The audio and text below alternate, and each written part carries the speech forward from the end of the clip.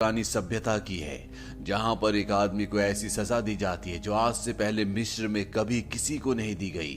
उसे जिंदा ही मम्मी बना दिया जाता है, पर वो कभी भी जाग सकता है। दोस्तों इसी वीडियो के ऊपर आज हम लोग रिएक्शन करने वाले। दोस्तों इस मूवी का स्टोरी बहुत ही जबरदस्त है दोस्तों। सो चलो वीडियो स्टार्ट करते हैं दोस्तों। आप चैनल को सब्सक्राइब करो, बहुत ही जबरदस्त इस मूवी का स्टोरी है दोस्तों। इसी टाइप का आपको वीडियो मेरे चैनल पे आपको मिलता रहेगा दोस्तों।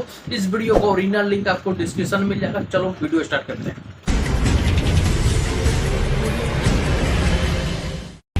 पुरानी सभ्यता की है, जहां पर एक आदमी को ऐसी सजा दी जाती है जो आज से पहले मिस्र में कभी किसी को नहीं दी गई। उसे जिंदा ही मम्मी बना दिया जाता है, जिंदा पर वो मम्मी कभी बना भी दिया गया, जाग बताओ। सकता है। Bollywood silver screen presenting the mummy. कहानी की शुरुआत होती है 1290 बीसी से, यानी कि आज से लगभग 3300 साल पहले, जहां पर 3300 मिस्र साल के एक पहले की शहर कहानी। थीब्स को दिखाया जाता है। थीब्स के राजा का नाम फेरौन है। फेरौन एक माशूका है जिसे कोई हाथ भी नहीं लगा सकता। उसका नाम अक्सुनमुन है। अक्सुनमुन राजा फेरौन से प्यार नहीं करती, बल्कि वो उसके प्रीस्ट से, जिसका नाम इमोटेप है, उससे बहुत प्यार करती है। इमोटेप के पास कई जादुई शक्तियां हैं।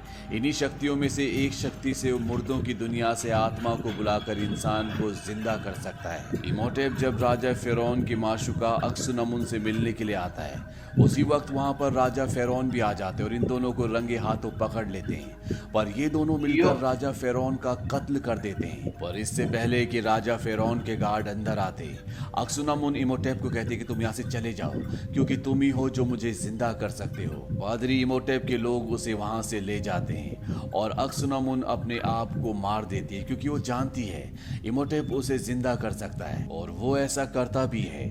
उसके लोग अक्सुनमुन की डेड बॉडी को चुरा लेते हैं, और जब इमोटेप उसे जिंदा करने वाला होता है कि वहां पर राजा फेरौन के गार्ड्स आ जाते हैं जो इमोटेप को पकड़ लेते हैं। उसे एक ऐसी सजा दी जाती है जो आज से पहले कभी किसी को नहीं दी गई। उसे जिंदा ही मम्मी बना दिया जाता है और एक ताबूत के अंदर डालकर ऊपर से वो कीड़े छोड़ दिए जाते हैं जो उसके पूरे शरीर को खा जाएं। इस ताबूत को एक खास चाबी से बंद कर दिया जाता है ताकि कभी भी कोई इसे खोल नहीं पाए। अगर कभी किसी ने इसे खोला तो इमोटेप संपूर्ण मानव जाति के ऊपर कहर बनकर बरसेगा। उसके पास उतने सालों की ताकत होगी जितने सालों तक वो ताबूत के अंदर बंद रहेगा। उसके ताबूत को मिस्र के देवता एन्यूबस की बहुत बड़ी मूर्ति के नीचे दफना दिया जाता है। कई 100 साल गुजर जाते हैं और वो मूर्ति जो किसी जमाने में बहुत ऊंची हुआ करती थी, अब वो बहुत छोटी रह गई, क्योंकि पूरा का पूरा शहर जमीन के नीचे दफन हो चुका है। यहाँ पर देश विदेश के लोग इस जमीन के लिए लड़ते रहते हैं। वो इस बात से बेखबर है कि इसी जमीन के नीचे शैतानी शक्तियां आज भी सांस लेती है। यहाँ पर फ्रेंच आर्मी के एक सोल्जर को दिखाया जाता है जो कि अमेरिकन है। उसे चारों तरफ से घेर लिया जाता है, पर तभी वहां से सब के सब भाग जाते हैं, क्योंकि उसके पीछे मिस्र के देवता एन्यूबस की वही मूर्ति है जिस मूर्ति के कदमों के पास आज से हजारों साल पहले इमोटेप के ताबूत को दफनाया गया था। अब उन लोगों के जाने के बाद यहाँ पर रेत उड़ना शुरू हो जाती है। ऐसा लगता है कि रेत के नीचे कोई है, और तभी रेत पर एक चेहरा उभर जाता है। रिक यहाँ से निकल जाता है। इस शहर का नाम होता है हमुनाप्त्र। 3 साल बाद हमें मिस्र में एक लड़की को दिखाया जाता है जिसका नाम इवलिन है।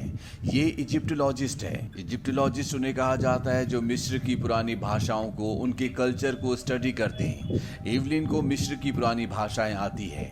इवलिन का एक बड़ा भाई भी होता है जो इवलिन के पास आता है और उसे एक बहुत अजीब सी चीज दिखाता है। वो उसे कहता है कि ये मुझे खुदाई के दौरान मिली थी।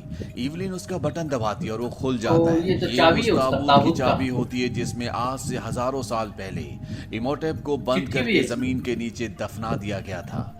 इसके अंदर एक नक्शा भी होता है और ये हमुनाप्त्र शहर का नक्शा होता है। इवलिन अपने पिता के दोस्त के पास जाती है जिनकी लाइब्रेरी होती है, जिनके साथ वो काम करती है, और वो उन्हें वो नक्शा दिखाती है। वो इवलिन को कहते हैं कि मन गढ़ंत कहानी है। दरअसल वो नहीं चाहते कि इवलिन वहां पर जाए, क्योंकि आज तक जो भी वहां पर गया है वो कभी भी वापस नहीं आया। पर इवलिन किसी भी कीमत पर वहां पर जाना चाहती है। वो अपने भाई से पूछती है कि वो अजीब सी चीज, वो नक्शा उसे कहां पर मिला था। उसका भाई उसे सच बता देता है कि वो उसने एक आदमी से चुराया था जो कि अमेरिकी है, और अब वो एक जेल में है। इवलिन और उसका बड़ा भाई उस जेल में आते हैं जहां पर वो कैदी होता है, और ये कैदी रिक होता है जो आज से 3 साल पहले एन्यूबियस की मूर्ति के आगे खड़ा था। था। रिक समझ जाता है कि एवलिन और उसका भाई यहाँ पर क्यों आए। उसे आज फांसी होने वाली है। वो एवलिन को कहता है कि अगर तुम हेमुनाप्तर जाना चाहती हो जहाँ से मुझे चाबी मिली थी तो तुम्हें मुझे छुड़ाना होगा। अब जब उसे यहाँ पर फांसी होने वाली होती है तो यहाँ का जो इंचार्ज होता है, एवलिन उसे रिक को छोड़ने के लिए कहती है, पर वो किसी भी कीमत पर उसे छोड़ना नहीं चाहता।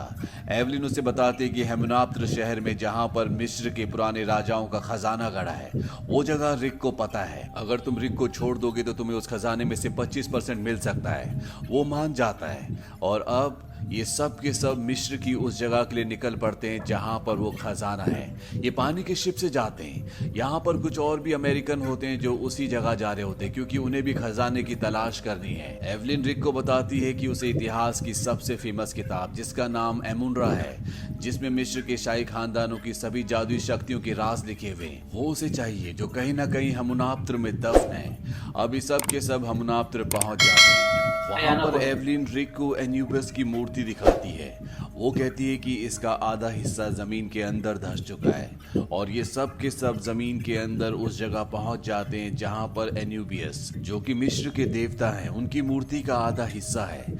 यहाँ पर चारों तरफ अंधेरा होता है। तभी एवलिन वहां पे लगे हुए एक शीशे को ऊपर की ओर करती है, यानी बाहर की ओर जहां पर सूरज की रोशनी होती है, और सूरज की रोशनी उस शीशे पर टकराकर अंदर लगे हुए बाकी शीशों से टकराती है, यानी कि एक तरह का शीशों का यहाँ पर जिगजैग होता है। चारों तरफ उजाला होता है। दरअसल ये एक पुरानी टेक्नोलॉजी है जिससे लोग अंदर उजाला किया करते थे।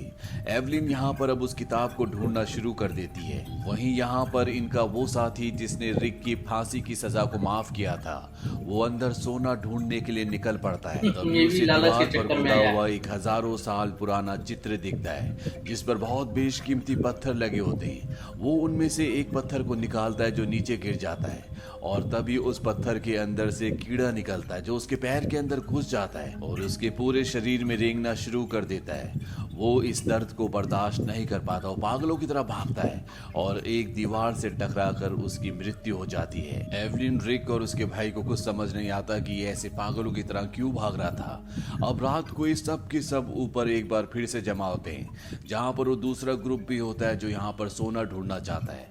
दरअसल अब इन सब के बीच में समझौता हो चुका है, जो भी सोना मिलेगा उसका हिस्सा हो जाएगा। पर तभी यहाँ पर इन पर हमला हो जाता है। कुछ लोग घोड़ों पर आते हैं जिन्होंने काले कपड़े पहने होते हैं और ये बादशाह फिरौन के रक्षकों के वंशज होते हैं जो पिछले 3000 सालों से इस जगह की आज भी निगरानी करते हैं, क्योंकि ये जानते हैं कि ये मुर्दों की नगरी है। किसी ने अगर इमोटेप को उसके ताबूत से बाहर निकाला तो वो पूरे मिस्र को खत्म कर देगा। इन रक्षकों के वंशजों का जो लीडर होता है उसका नाम पे होता है। वो इन सब को यहाँ पर धमकी देकर जाता है कि तुम्हारे पास एक दिन है, तुम सब यहाँ से वापस लौट जाओ। पर उसकी बात कोई भी नहीं मानता और अगले दिन एक बार फिर से ये दोनों ग्रुप जमीन के नीचे जाकर अलग अलग सोना ढूंढना शुरू कर देते हैं। दूसरे ग्रुप को एक बॉक्स मिलता है जिसके बाहर एक चेतावनी लिखी होती है। उसमें लिखा होता है कि अगर किसी ने मरे हुए को जिंदा करने की कोशिश की तो उस पर एक श्राप लागू होगा।